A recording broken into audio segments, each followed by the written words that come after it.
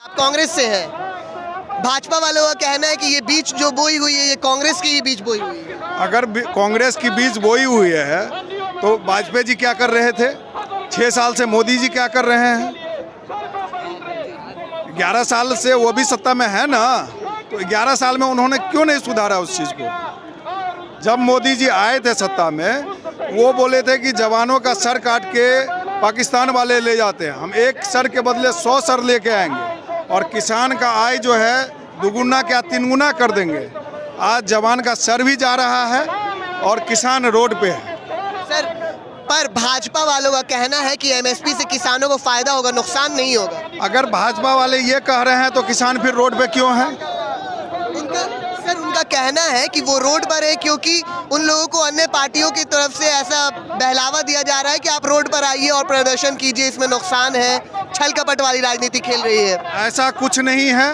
कल आप न्यूज़ 24 के डिबेट में देखेंगे कि किसान नेता कह रहे थे कि कल को यूपीए की सरकार थी तो यही भाजपा वाले उनको समर्थन करते थे। आज अगर वो पक्ष सत्ता में है तो कह रहे हैं कि कांग्रेस वाले करवा रहे हैं। ये सब उनकी मनगढ़ंत कहानी है और किसान, मजदूर, जवान सब इनके राज्य में तबाह है। महंगाई चरम पे है। ये सरकार 101% फेल है। आपका नाम क्या होगा? मिहिर झा।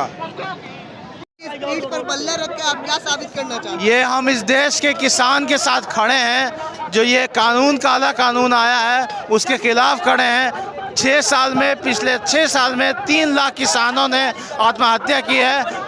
किसान इस देश के अन्नदाता हैं और हमारा Indian economy agriculture based economy है। आप ज़रा सोचिए कि अगर किसान इसी तरह आत्महत्या करेंगे तो किसान जो एग्रीकल्चर सेक्टर का क्या हाल होगा, इस देश की इकोनॉमी का क्या हाल होगा। हमारी देश बर्बादी के रास्ते पे जा रहा है। सिर्फ इकोनॉमी की बात आज आपके सामने हम नहीं कर रहे हैं, हम आपको ये भी बताना चाहते हैं कि गवर्नमेंट इंडेक्स, डेमोक्रेटिक इंडेक्स में भी हमारा देश काफ़ी नीचे जा चुका है। पहले ही एक कानून आया था सीए, जिसमें हमने आगे बढ़कर प्रदर्शन किया था।